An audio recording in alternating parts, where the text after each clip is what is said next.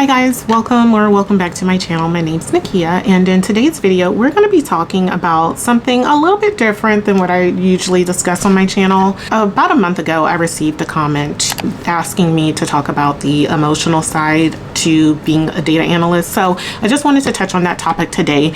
Now, I am in no means like a therapist or anything like that, and I don't necessarily think that I have any solutions to all of these things, but I do just want to touch on the topic of the emotions that I felt and that you may feel coming into this role, if that's like if you're trying to become a data analyst, or like if you are a data analyst, please feel free to share like if any of these emotions resonate with you in the comment section down below. I would say that there's several different feelings that you may have, and to what degree can vary depending on the person that you are, but like some of the things would be you can feel overwhelmed because data science is such a huge field, and along with that comes impostor syndrome. You feel frustrated, you can feel anxiety, hopeless, overwhelmed. Like these are all of the different emotions that I've personally felt. I felt overwhelmed due to the workload that I have. Like when projects and tickets are just piling up, you feel like you're never going to get anything completed, and then projects that you are currently working on can become more complex and require more resources, and then you're worried about other projects that are being assigned to you that you also have to work on. So you have these feelings of being overwhelmed. And for me personally, when I'm feeling overwhelmed, I get into this, and I don't know if this is true for everyone, but I get into the stage where I just kind of shut down, where I feel like I'm stuck, like I can't get anything done. It's like you have all this work that you need to get done, but you also feel like you can't do anything. I don't know if anyone else has ever felt like that, but I'm just like, I literally am thinking and seeing all the projects I have, but because I am so overwhelmed, I just feel like my body shuts down, and I'm just like, I can't do anything at this point. I'm just sitting here staring at a computer screen like, where do I even begin?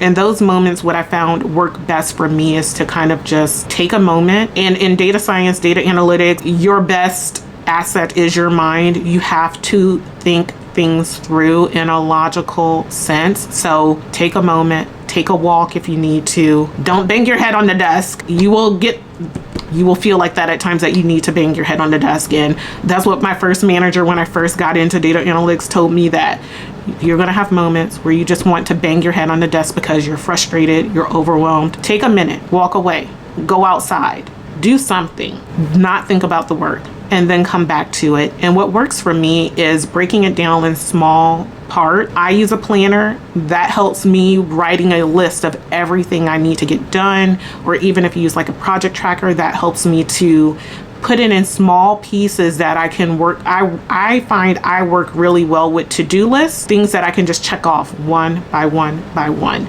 That helps me feel like I'm actually getting something done when I'm feeling overwhelmed with the amount of work that I have to do. I have to break it down in small chunks and work through it that way. And then also, if you are able to, or in a space where you can have other people help you out if they're able to, that is another thing. Like lean on your teammates or other teams, because there's times where major projects have come up and our manager has had to volunteer members of our team to pick up and help take on some tickets and stuff to help another team out. So if that's an option, like talk to your manager to see if that's an option where either someone on your team or another team can help take on some of this workload that you have, so you're not feeling as overwhelmed. Because due dates are a real thing. You have stakeholders and clients that feel like everything's an emergency, everything needs to be done today. And that's not the reality of this job. There's a lot of work that goes into it, not just the code. And then you have to explain to people, well, what you want is not really possible. This is what we can actually do.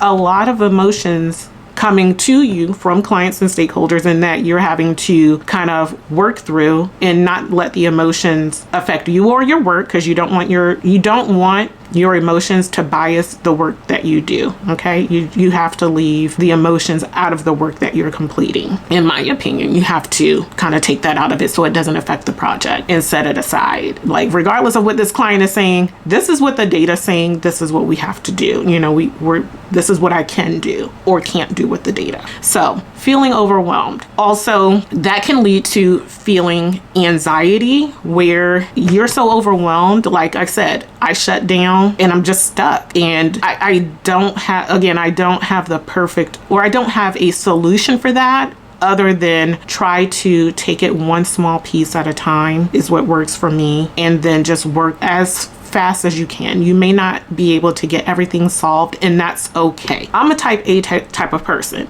so I feel like I need to meet all of my due dates, get everything resolved, have the perfect solutions. And when it comes to data science, data analytics, data in general is messy. This is a messy field. Nothing's linear. There's not a playbook to go by. A lot of the times you are figuring it out as you go. So just know that's the nature of the job. That's the reality of the job, is that it's going to be messy. Yes, you want to have processes in place, but just understand, because this world is constantly changing, you have to be agile and be able to maneuver and change with the way the data changes, the way the guidelines are changing. You have to move with it. For example, we're switching from Tableau to Looker. We have to learn how we get our data from this tool, how we set it up, move all of our dash. You have to be agile and move with the way the companies are moving, with the way data analytics or data science is moving.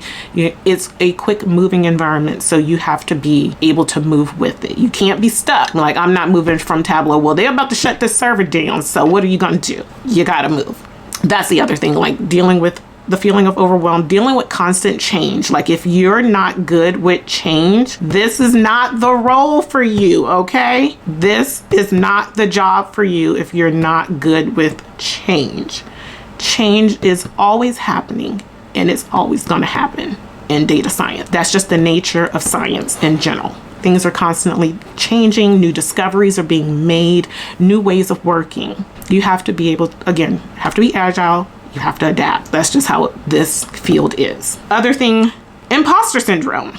Because things are constantly changing, you're always seeing like new things come out, and people doing new projects, people doing machine learning, AI, and you just feel like you don't measure up to the other projects that people are doing. I know that I have imposter syndrome. I don't know how to deal with it other than I feel like I gotta up my game. I have to, and this is another thing with the constant changes, you have to constantly learn in this role as a data analyst, data science, data engineer.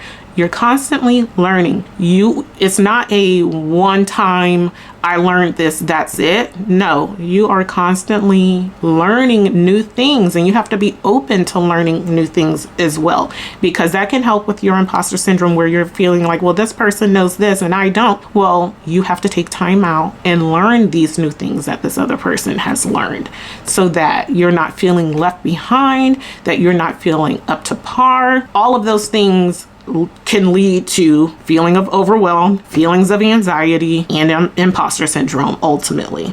Those are a lot of the different emotions that I personally have felt. Like, I will say, like, initially being in data science, I didn't feel imposter syndrome until I started my YouTube channel, honestly. When people are like, how did you become a data analyst? And I took that negatively, because I'm like, well, why did I get this job? But also, on the other end, I may not have had the data analytics skill set, like knowing SQL or Python or how to build dashboards and things, but my manager hired me from the sense that I had domain knowledge. So that's why I got the job. Do I still feel imposter syndrome? Like, why am I here? Absolutely. Still do. But also, I am doing things on the back end that you guys don't even see or know about to combat that, because I'm like, everything I know and learn, I've learned from people that have been in the industry and in this field of data science, data engineering for 10 plus years. So while I'm grateful that I gained the knowledge from them, it's all what I consider secondhand knowledge. Like, I didn't learn these things for my own, like on my own firsthand. So in order to combat that feeling, I feel like I need to learn those things firsthand. So that is going to require me to do readings, if I need to take trainings. Like, those are the things that I'm doing so I have that knowledge firsthand, other than learning from others. Now, it's not to say that what I learned from them is not valuable, because it is, and I feel like I got to skip a lot of steps and just know, like, hey, this is the solution to the problem that you have, versus a lot of trial and error. I got to learn and skip some of that trial and error and just learn the best practices from other people that have been in the industry and went through that firsthand, you know? So that has helped me, but also I would like to know those things for myself as to, hey, we don't do it this way because of X, Y, and Z, so just do it this way. I skip the we don't do it this way because of X, Y, and Z piece, like learning why this best practice is a best practice. So getting information on that middle ground area for me helps me not to feel imposter syndrome, because now I'm more knowledgeable about the topic and subject. And if someone asks me, because I'm big on why am I doing this way?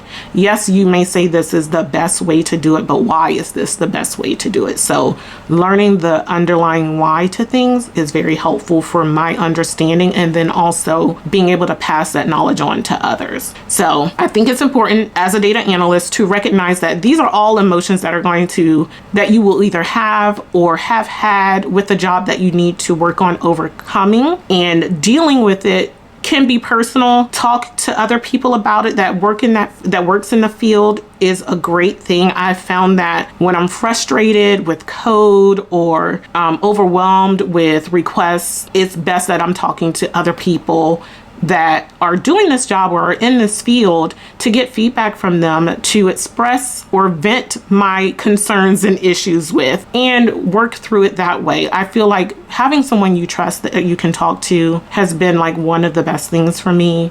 Having other people that are having same experiences that I'm having, like all of these other people are doing and getting to work on these great projects, and it feels like you're not getting the good projects to work on, you know? You're not the only one feeling that way. There are other people feeling that way, and it does help to talk through those things, in my opinion. So there's a emotional side to being a data analyst, and you do want to recognize when you're having those feelings of being overwhelmed, anxiety, imposter syndrome. Identify when you're having those feelings and learn what works best for you to deal with them. Like for me, education is big for imposter syndrome.